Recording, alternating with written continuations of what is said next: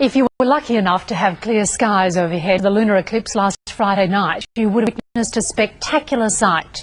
The moon moved into the Earth's shadow for nearly 4 hours in one of the longest and darkest eclipses this century. 11 a.m. captured the phenomena on video using a camera specially mounted on a telescope in western New South Wales.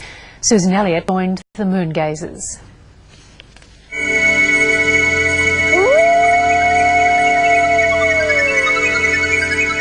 Man has had a long fascination with the moon.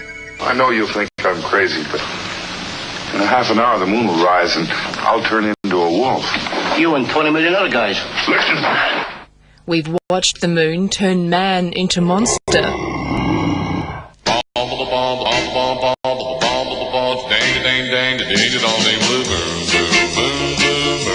And the moon's been serenaded in countless songs.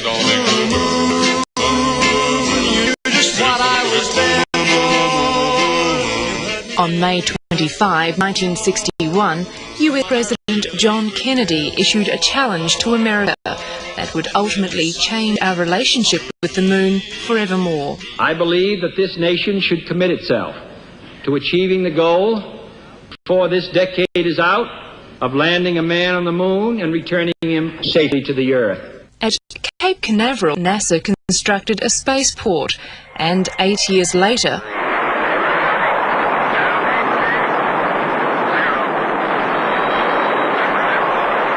on July 20, 1969, man's dream of landing on the moon came true. The Eagle has landed. Roger, Tranquility, we copy you on the ground. It's one small step for man, one giant leap for mankind. Modern science has taken us well beyond our only satellite, but technology lets us look at our moon in almost microscopic detail. Near the tiny town of Trunky Creek in western New South Wales, sheep and cattle keep astronomers company. It was out here at the weekend that Australia's best view of a lunar eclipse was captured, the longest and darkest eclipse this century.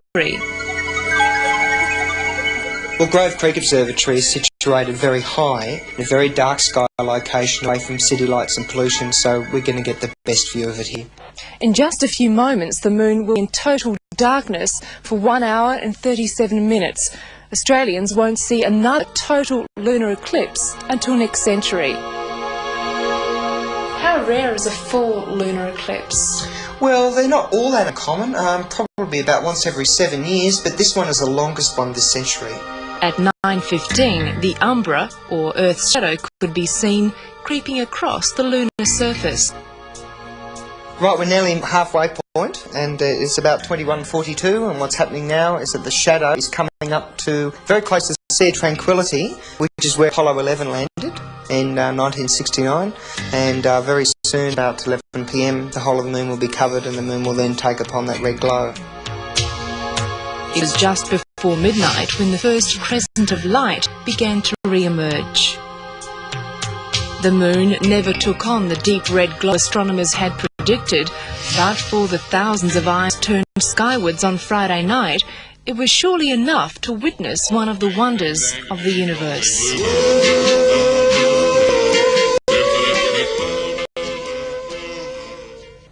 The last time this century will witness such an eclipse. And on 11